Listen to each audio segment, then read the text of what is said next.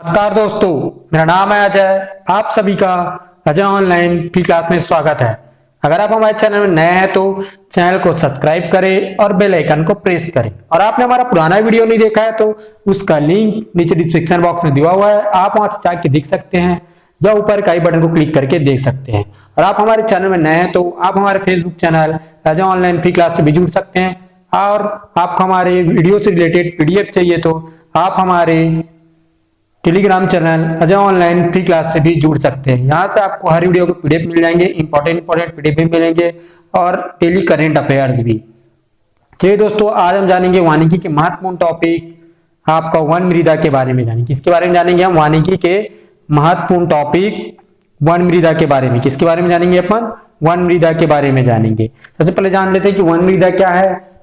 तो वन मृदाएं क्या है, देखते हैं हम। वन मृदा ये मिट्टियां, क्या बात करें यहाँ पे, ये मिट्टियां 3000 मीटर और 3100 मीटर के बीच हिमालय में शंकुधारी वन क्षेत्र में पाई जाती है। क्या बात कर रहे हैं? वन मृदाएं। वन मृदा मतलब क्या है? ये वन मृदा क्या है? ये मिट्टियां, वन मृदा की जो मिट्टी है, वन की जो मिट्टियां हैं, ये क्या पाई जाती है? शंकुधारी वन क्षेत्र में पाई जाती है। वो भी कहा? 3000 से आपके 3100 मीटर की गहराई में। कहा? हिमालय में शंकुधारी वन क्षेत्र में ये मृदाएं पाई जाती है। वन मृदाएं कहाँ पाई जाती है? आपके हिमालय में, हिमालय क्षेत्र में पाई जाती है। या तो पूर्वी घाट, क्या बात कर रहे हैं अपन? पूर्वी घाट या तटीय क्षेत्र। ये मृदा कहाँ पाई जाएगी? पूर्वी घाट या तटीय क्षेत्र, या आपका उत्तर प्रदेश में भी देखे जा सकते हैं। ये मृदा कहाँ देखे जा सकते हैं? आपको वन मृदा आपके उत्तर प्रदेश में भी देखे जा सकते हैं वन मृदा। हम देखते हैं कि वन मृदा को कैसे नियंत्रित कर सकते हैं और ये कहाँ कहाँ पाई जाती है, कैसे इसको बचाया जा सकते देखते हैं यहाँ पर। क्या बात कर रहे हैं? यहाँ पे धरातल पेड़ पौधों की पत्तियों से आदि से ढका होता है। मतलब क्या है? जितने भी पेड़ रहते हैं उसके पत्तियां अगर नीचे गिरती है तो धरातल क्या है? पेड़ पौधे पत्तियों से ढका रहता है। यहाँ पर क्या रहता है? यहाँ की पत्तियां जो भी गिरती है क्या रहता है? ये धरातल ढका रहता है पेड़ पौधों के पत्तियों से। तो पेड़ पौधों की पत्तियों से ढके रहने से क्या होता है? आपका वर्षा की जल सीधे भूमि पर नहीं पड़ती है। क्या है इसका? इसके सड़ने गलने पर भाग मिट्टी का रंग काला पड़ जाता है। अगर पत्तियां सड़ती हैं तो क्या होता है? मृदा का भाग क्या पड़ जाता है? काला भाग पड़ जाता है। क्या हो जाता है? आपका मिट्टी का रंग काला पड़ जाता है। क्या? बहुत ही उपजाऊ किस्म के मिट्टी बन जाते हैं, आपका काला हो जाता है। हाँ, दूसरा देखते हैं अपन, ये मिट्टियां पौधों के लिए पोषक संपन्न होती है। दूसरा बात क्या कर रहा है? ये मिट्टियां पौधों के लिए पोषक संपन्न होती है।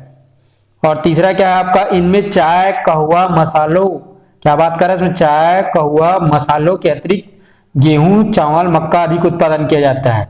किसका उत्पादन किया जाता है? आपका चाय का, मक्का का, मसालों की खेती की जाती है। वहां पे गेहूं, चावल, मक्का आदि उत्पाद ये वन मृदा मिट्टी पर की जाती है आपका। हम देखते हैं आगे, इसी में इसके बारे में पूरा जानेंगे अपन, मृदा संरक्षण के बारे में। किसके बारे में जानेंगे हम? अब मृदा संरक्षण के बारे में जानेंगे। हम देखते हैं अब मृदा संरक्षण, कैसे मृदा को बचाया जा सकता है, इसका संरक्षण कैसे किया जाता है उसके बारे में देखते हैं। मृदा को विभिन्न क्षरण, क्या बात करें? मृदा के विभिन्न क्षरण शक्तियों द्वारा कटने बहने से बचाने के लिए। क्या है? मृदा रहता है, मृदा के कटने या बह जाने से तो क्या होता है? मृदा के क्षरण को, शक्तियों को, इससे क्या होता है? मृदा की शक्तियां नष्ट हो जाती है। तो उसे क्या करना है? कटने बहने से बचाने के लिए उसकी उर्वरता को बढ़ाना मृदा संरक्षण कहते हैं। क्या बात कर रहा है? उसको कटना बहने से बचाना है और इसकी क्या करना? उर्वरता को बढ़ाना, क्या कहते हैं? हमको उसे मृदा संरक्षण कहते हैं।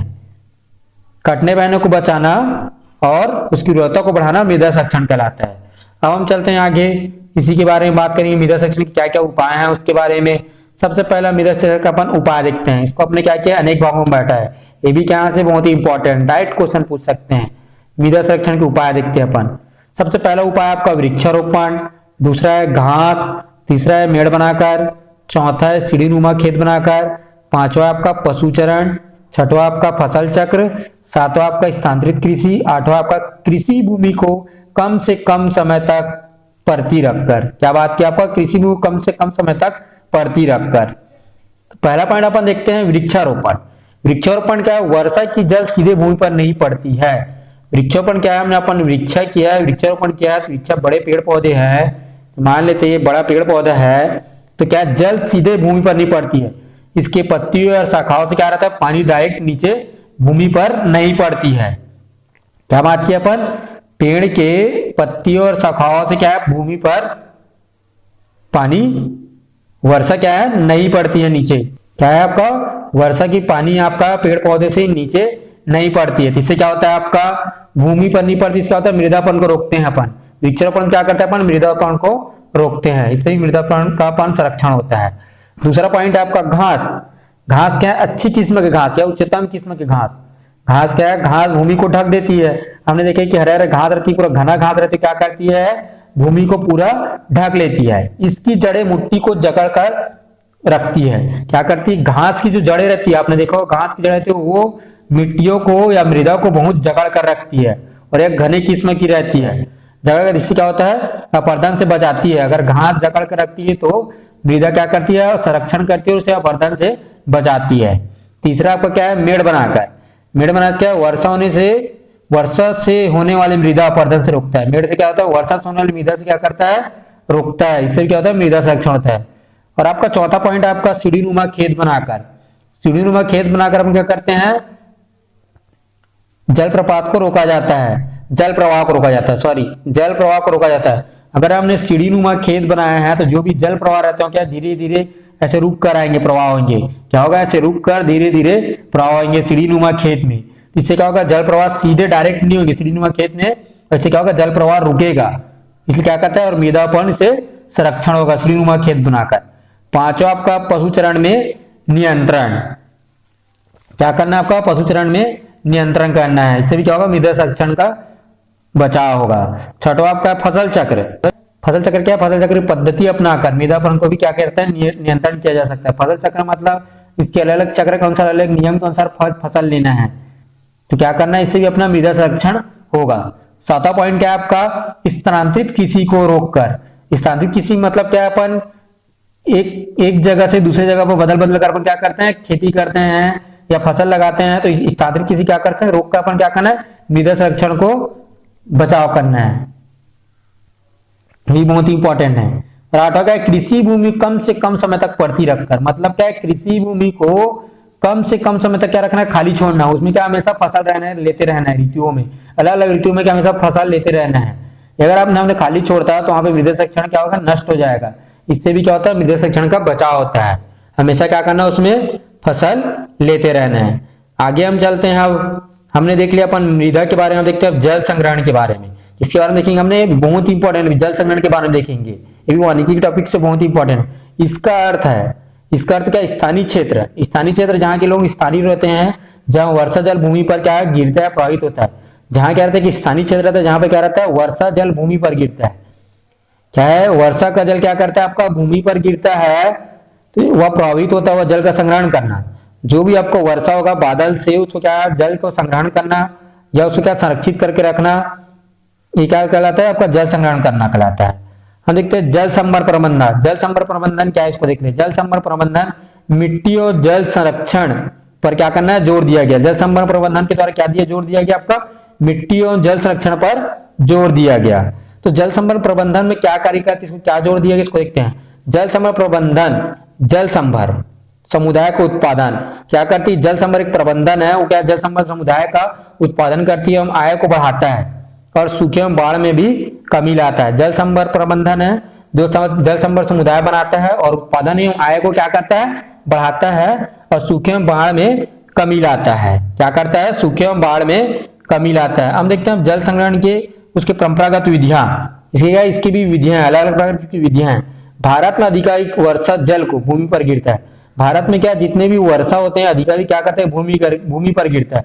उसे रोकने के लिए स्थानीय लोग क्या करते हैं, एकत्रीकरण की विधियां उपयोग करते हैं। जो भी स्थानीय लोग जो भी निवास करते हैं क्या करते हैं, वो एकत्रीकरण के लिए विधियों का उपयोग करते हैं। विधियों भी अलग अलग भागों में बांटा गया है।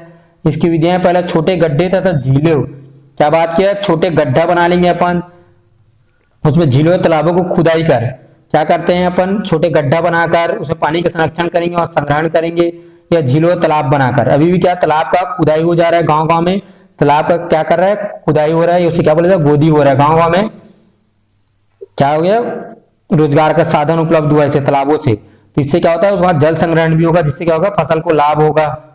और छोटे मृदा बांधों का निर्माण और तटबंध करना। छोटे मृदा तटबंध का निर्माण करना क्या मतलब, छोटे जगह में क्या है, पानी के बांधों का निर्माण करना और तटबंध करना। और तीसरा है आपका दीवारों का निर्माण करना। दीवारों का निर्माण का मतलब क्या है, मिट्टियों से क्या करना है आपको, दीवार का निर्माण करना है और पानी को संरक्षित करके और संग्रहण करके वहां पे रखना है। इसे क्या करना है, दीवारों का निर्माण करना है मिट्टी से। हम देखते हैं आप परंपरागत जल संग्रहण, किसको देखेंगे हम, परंपरागत, किसके रूप से देखेंगे अब हम, परंपरागत से देखेंगे जल संग्रहण। भूभाग में जल संरक्षण स्थल, क्या बात किया, भूभाग, वहां पे क्या है, भूभाग में जल संरक्षण स्थल मुख्यतः, क्या बात किया, मुख्यतः अर्धचंद्राकार मिट्टी के गड्ढे। भू मतलब क्या है, अर्धचंद्रमा, अर्धचंद्रमा आपने देखा आधा चंद्रमा या अर्धचंद्राकार, क्या बात कर रहा है, गड्ढे की बात कर रहा है। ये अर्धचंद्राकार है, इसमें गड्ढे बनाएंगे, उसमें मिट्टी या गड्ढे के निचले ढलान, क्या मिट्टी या गड्ढे के निचले ढलान रहेंगे अर्धचंद्राकार में। क्या वहां पे स्थानों पर वर्षा ऋतु को जल प्रवाह को मार्ग, इसमें क्या वर्षा ऋतु जल प्रवाह को मार्ग को कंक्रीट या छोटे कंकड़ पत्थरों के इंडिकेट चेक डैम बनाए। अर्धचंद्राकार एक गड्ढा बनाएंगे, उसमें कंक्रीट यूज करेंगे, गिट्टी यूज करेंगे, उस ढलान को रोक करेंगे, उसमें क्या करेंगे अपन, इंडिकेट पत्थर से एक डैम बनाएंगे, चेक डैम बनाएंगे। क्या बनाएंगे अपन, चेक डैम बनाएंगे। इससे क्या होगा, वहां के जल का संग्रहण होगा।